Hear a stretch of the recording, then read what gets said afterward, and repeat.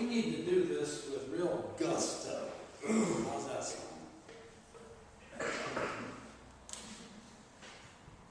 And usually, my music leader would be here, but now he's the only member of the choir, so I guess he's stuck there. Swing low, sweet chariot, come for to carry me home. Swing low, sweet chariot, come for to carry me home. I looked over Jordan on the Red Sea, come for to carry me home.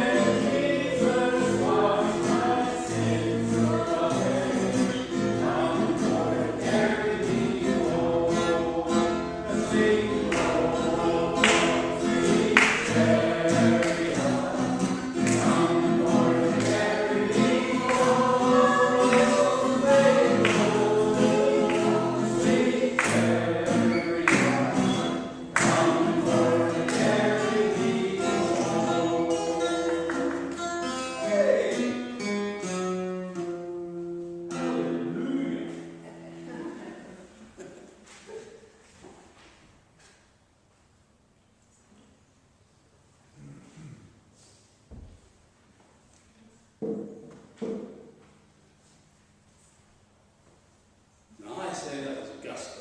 Amen. You do know that by singing praise, there is a chemical that is released in our brain, oxytocin. And it causes people to be more receptive to giving, to helping others, and feeling joy. And that has been proven over and over and over again in CAT scans and all those kinds of things. They can see these chemicals being released. I think that's pretty amazing. That God can use science to help us be God's people. All right, I'm going to read here. And you're thinking, well, we don't really need to know that. But I told you anyway. I'm going to read from the 16th chapter of the Gospel of Matthew, beginning at the 13th verse. Now, when Jesus came into the district of Caesarea Philippi, he asked his disciples, "Who do people say that the Son of Man is?" And they said, "Some say John the Baptist, but others Elijah, and still others Jeremiah, or one of the prophets." And Jesus said to them, "But who do you say that I am?" Simon Peter answered, "You are the Messiah, the Son of the living God." And Jesus answered him, "Blessed are you, Simon, son of John, For flesh and blood has not revealed this to you, but my Father in heaven. And I tell you, you are Peter, and on this rock I will build my church, and the gates of Hades will not prevail against it. I will give you the keys to the kingdom of heaven, and whatever you bind on earth will be bound in heaven, and whatever you loose on earth will be loosed in heaven. Then he sternly ordered the disciples not to tell anyone that he was the Messiah. May the Lord add a blessing to the word. Amen. I was reading an article in Sunday School magazine, and her name was Clara Null, had written the article. A very short article. She said she was having one of the very worst days of her life.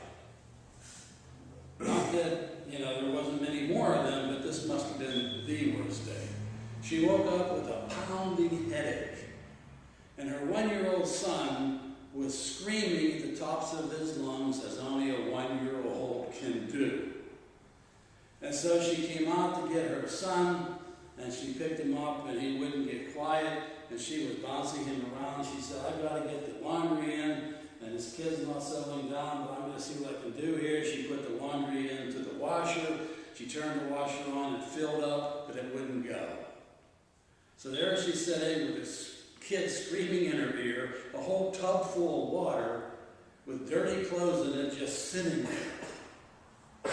So then she said, I went out and I put the kid into the high chair, and the telephone rang.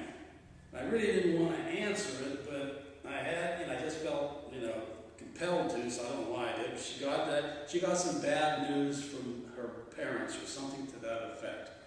And this woman is coming unglued at this time, and she said just at that time, she looked down where the mail slot was, and she didn't see from the night before, and there was that envelope there. She bent down, picked it up, and saw that it was a bill that she had forgot about, for which she had no way of paying. And she came over, so I sat in the chair, I collapsed my head onto my son's tray of his high chair, and I just started to cry. And she said, my young son, 1 year old, pulled the pacifier out of his mouth and plugged it into mine. Now, I'm guessing that the kid wasn't just saying, why don't you shut up? I think the kid was having compassion. I've seen other videos of things all over the YouTube and everywhere else where people show you infants that they're crawling around on the floor and one of them screaming, the other will look over and take the pacifier and give it to them. I think we have innate kinds of things going on inside us that if we're left with those innate things and we don't cloud them over with a lot of other stuff, we can get pretty compassionate even at 1 year old. Because I don't think our thinking becomes so much clouded with all the things in the world that is around us, just like that mom was clouded by all that stuff with the migraine headache and the washing machine and the telephone and all the other things. The only thing that woman needed for that morning was a barking dog. And she would have had it all.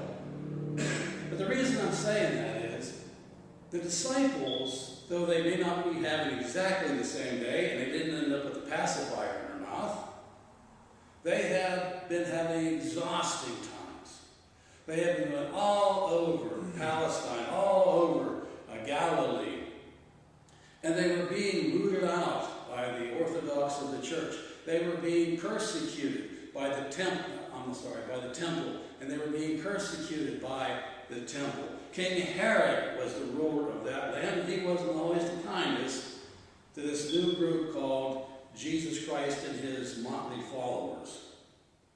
And at the time, Jesus knew it was getting very, very close that he needed to be in Jerusalem for his assigned time at the cross. And there's been so many theologians that said, Jesus was with these disciples for 3 years. But now it came to the point where he knew he was going to be leaving them. Do they have any idea what his mission is all about? Do they have any idea who he really is? Because if nobody there knows anything, man, we're in a lot of trouble. Because this thing might not go more than one generation if we don't have someone out there that's going to go around and tell them about the ministry of Jesus Christ, the Son of God and Messiah. Even if they don't have a full, complete, comprehensive understanding of everything that's going on, they still have to have that beginning point. Who do you say that I am? Who do the people say that I am? And he picked this place where it was almost like a little refuge for him. Yeah, it was a bustling city. Yeah, it had a lot of pagan religions all around them, temples and things going on like that. Or even this great, big, white marble temple built to the dedication of Caesar. And it was so white that when the sun shined on it, you could get like snow blindness by looking at it. It could be seen from the hills for miles around. So there's all this religious artifacts, there's all this trade, all this commercialism, almost no Jews in the city. It was a place they could come in and just kind of disappear. And this is where Jesus came in and began to say, we need a respite. We need to sit down and take some time aside. We need to come down. And I got some things to teach you before I leave you. And I think that's where they came to.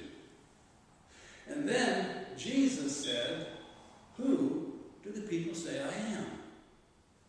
And so they said, well, some people say Jeremiah, some people say Elisha. Luke remembers him saying some people say Moses. And that's all neat people. I mean, they're all pretty important people. I mean, Elijah was supposed to come and Moses was supposed to come before the second coming. Before, not the second coming to the Jewish people, but to the time of the great and the kingdom and the fiery chariots and the wars and the crushing of Rome and the kingdom that they would rule all nations forever. They didn't see that at this point. Well, they saw Jesus in his sandals that needed resoled and his ragged clothes and this motley group of 12 disciples, and Jesus is saying, who do the people say I am? Wanting to hear the right words. He didn't hear the right words, and then he said, who do you say I am? Wow. I bet it got real quiet. You know how it was when you're at school or in college, and someone asked a question that you should know? You know, they was with Jesus for 3 years, and they were looking around at each other, and they go, boy, if I raise my hand and I don't get this right, I'm going to look really stupid. Well, Peter never minded looking stupid. He always was ready to jump out and take the lead. He jumped out of the boat and right into the water, and Jesus was walking on the water. I can do this too, Jesus. He didn't hesitate. The night Jesus was arrested, he said, I'll follow you anywhere, even unto death. I will go the limits for you, Jesus. And Jesus said, you know what, Peter, before the night's over, you're going to deny me 3 times. But Peter never gave up. He was always ready to leap out, which is not bad, except he needed to have some guidance at this point. And Jesus is saying to them, who do you say I am? And Peter said, you are the Son of God. You are the Son of God, of the living God. You are the Messiah. And Jesus, I believe, is saying to him, you've got it almost there, Peter. You're almost there. But there's actually the question that I asked explicitly of you, who do you say I am? And there's the implicit question, what does it mean to you? Not just who do you say I am, but what does it mean to you in your life? This is what we have to make sure you understand. And it's what we need to make sure that we too understand. Because up until this point, it was a religion that was based on fear, punishment, commandments, rules, burdens, sacrifices, and a lot of very unjoyful, unhappy,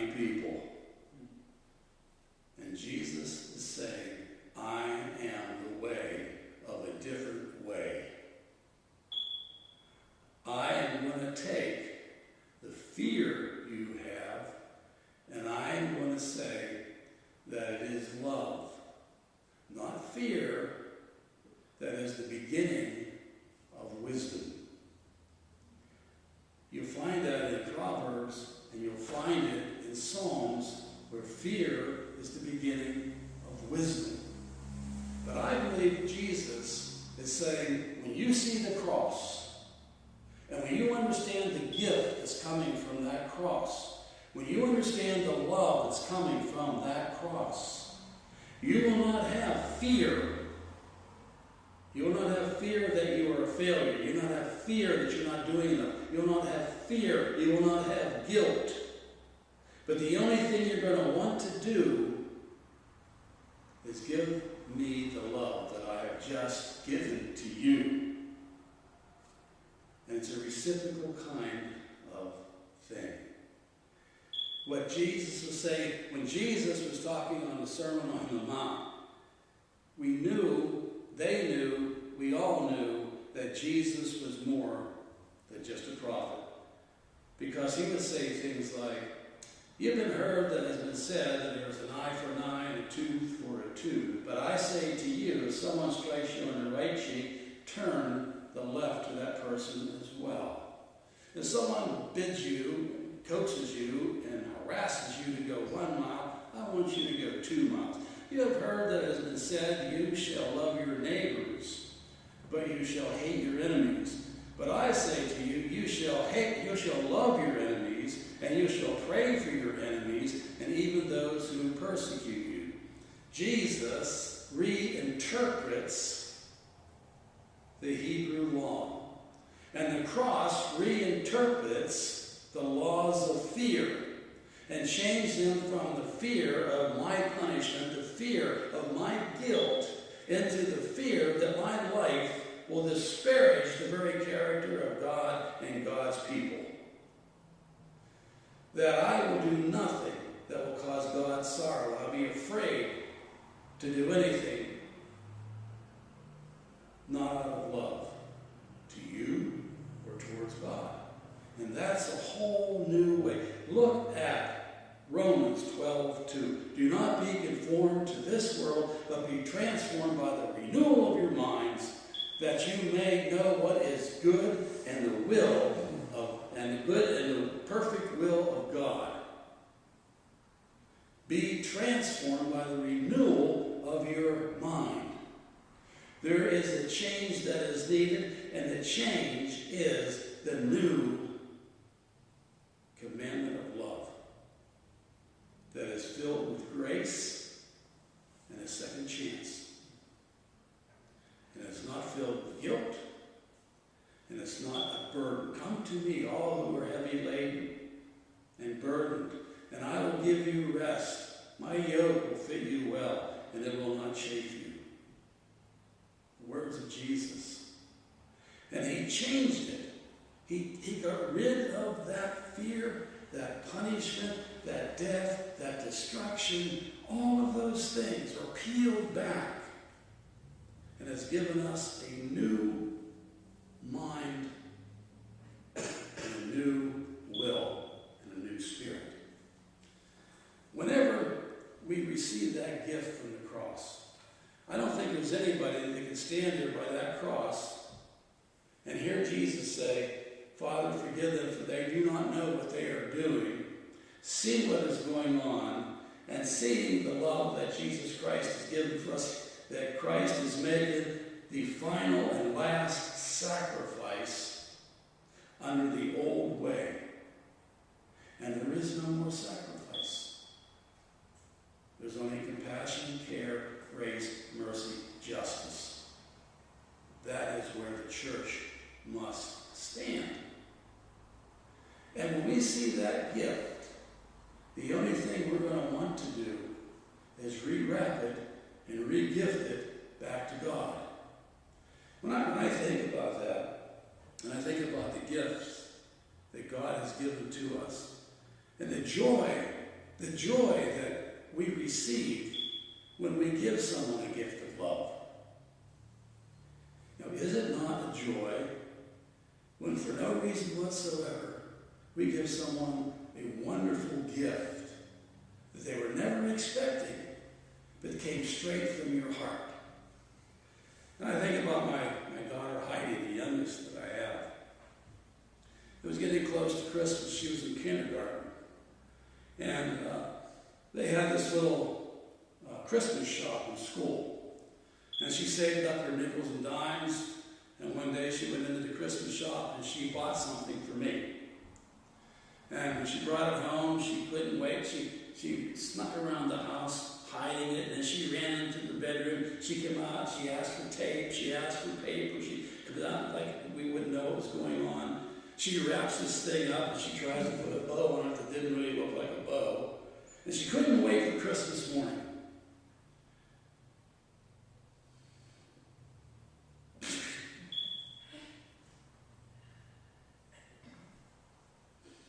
Sorry. Did you see that? And she stood there. And she glowed. I mean, she glowed. And the joy when I opened that. She was bouncing up and down. She had 10 times more joy than I had, and I had all the joy I could ever imagine.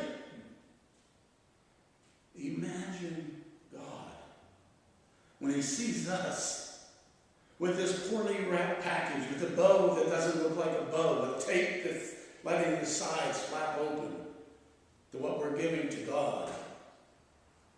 And God knows it's a straight gift from our hearts. It has nothing to do with, this is my obligation. It has nothing to do with, I'm afraid I'll be punished if I don't give this to you. It has nothing to do to make me look better. The only thing this does is tell you how much your love for me means by me returning that love to you. Now we know that can see that in children. But we say, what's the practical application for the world? There was a man by the name, there still is a man, he didn't die. His name is Scott Harrison. And in there's a book out, and I don't know who all has edited the book.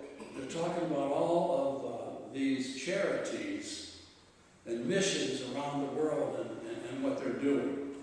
And one of them is one that Scott Harrison began. Now Scott, when he was a kid, he was about 4 years of age, his father and him were out of the house, and his mother was home alone, and there was a clogged flue in their furnace, in their gas furnace. And it caused carbon monoxide to fill the house, and his mother almost died. But she was severely disabled mentally and physically because of that carbon monoxide poisoning. And so much so that her immune system went haywire. It was ineffective. And she wanted to read a book. She'd have to bake it in an oven, they said. They'd have to bring it out. They had to put it in a plastic bag. She would put gloves on, and then she would read the book through the plastic bag because she couldn't take a chance on being compromised. She took 24/7 care. And Scott said he was so amazed at how his father, how loving him, so much compassion, for year after year after year after year, devoted every moment of his time to her care. He said, we were a pretty tight-knit Christian family. He said, but it still was amazing to me. Well, when Scott graduated from high school, he went to college, and like most young people, I won't say most, but a lot of young people, he looked around and he goes, there's some good things going on here. And he started running with the crowds that were going to the casinos, the crowds that were going to the strip clubs, the crowd that was going to the casinos. And he was pretty popular there. Very charismatic young man. And pretty soon people noticed in the casinos and things, this guy's got something on the ball. He had, I think, a 1.5 grade average in college, but he had a lot of street smarts. And he knew how to gather people together. And so they put him in marketing. And they had him sending out emails and things and advertising events and seeing how to draw people into the casinos. He did such a good job. He had like 15,000 email addresses that he was constantly going around, calling into these casinos. And he said, I used to enjoy the $16 cocktails and $350 bottles of Grey Goose. But then he said, I went on vacation. I went to the Caribbean. And it was beautiful.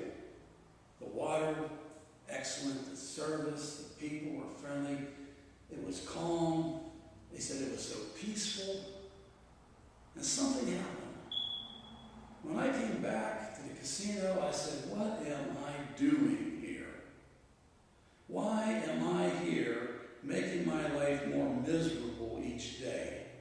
Because my BMW, all the money that I have, the camera equipment and video equipment that I have bought, the most expensive you can even imagine,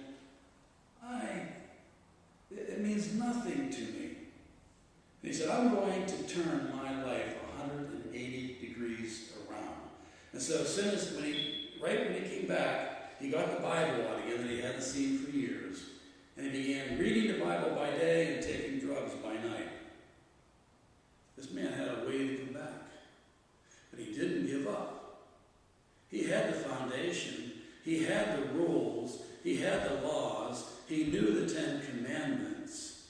But he had a way to come back. And after a while, he saw, I think I could do something really great here. I'm really good at calling people together. He said, you know what? I'm going to be 31 years old in a couple of months. I'm going to send out these 15,000 emails. I'm going to invite people to my birthday party. And I'm going to tell them, when you come, don't bring a present. Bring a donation, because I'm creating something that's called Charity Water. And it's for Africa, where these people have these tainted wells, they have these rivers and creeks that are muddied and have parasites in them, and they'd be coming down with diseases, and they're getting physical deformities, they're dying by the thousands. Come, we'll have fun together, and your present will be what you give to them. I'm going to buy well equipment so we can bore wells for them. And he did. He had enough to come back. I don't know how many wells he drilled. And then he figured, if I put video equipment on the wells, I put GPS trackers on them, because this man's smart, and they can log on any time and look at the well that they were giving to, that they helped to build, and I'm going to call them back every so often. We're going to have a party with them.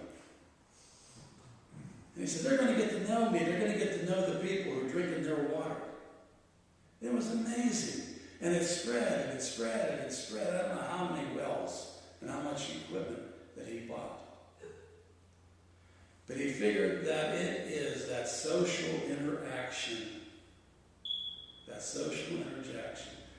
that coming together, that released that chemical in their brain that said, we need to do something to help. And he's still doing it today. What he's really saying, whether he knows it or not, do not be conformed to this world, but be transformed by the renewal of your mind, so that you will know what the good and perfect will of God is. And it all comes from returning back love that God has first given us from the cross. It's amazing. Our brains are waiting to be transformed.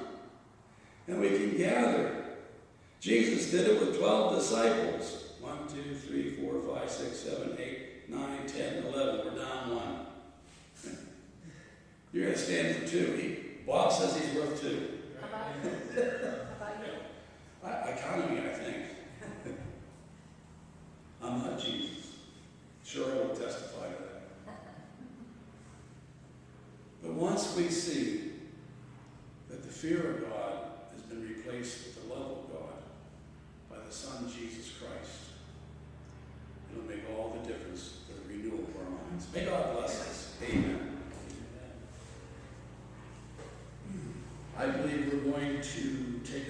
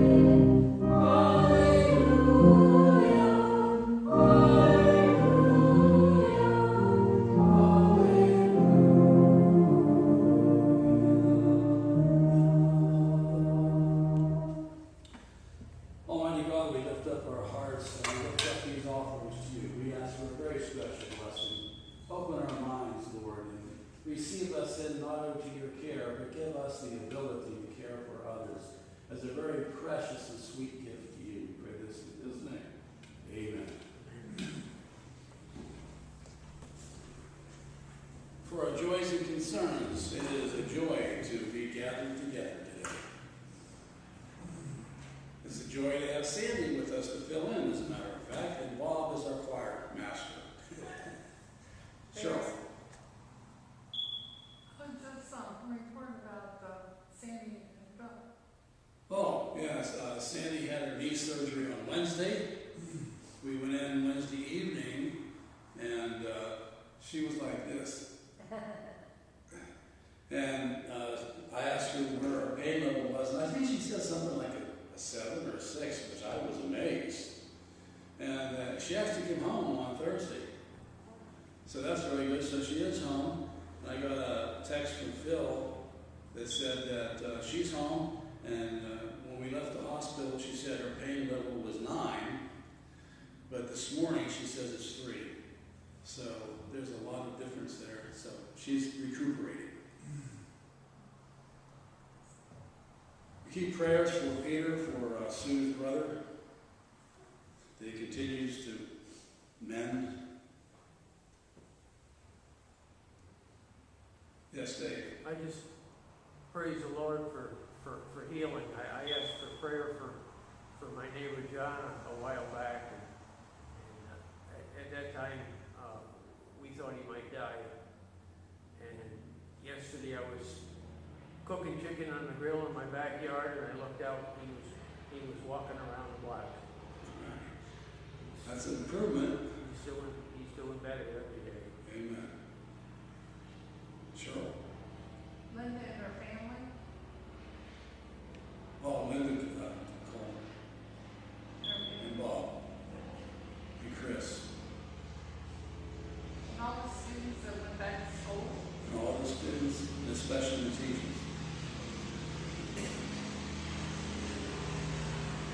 Let us pray.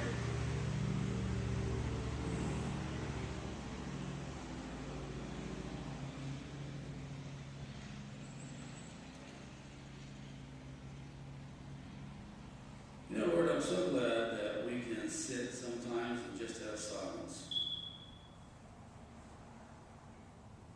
That we're never afraid to stop broadcasting and just have some white noise. Because we know the white noise is your spirit. And your spirit knows things about all of us that sometimes we don't even know about ourselves. And it's that same sweet spirit that gives us words to pray when we don't have the words. And so we call upon you, Lord, that we might hear the groans of that spirit. We give you thanks for all of our loved ones right here in this church and our loved ones that are far and near away. We pray for this village, this town. We pray for this church and our world. We pray for all the leaders. And we know we're going to go through some pretty rough stuff. But we also know nothing is rough. Nothing is worse is what the cross is.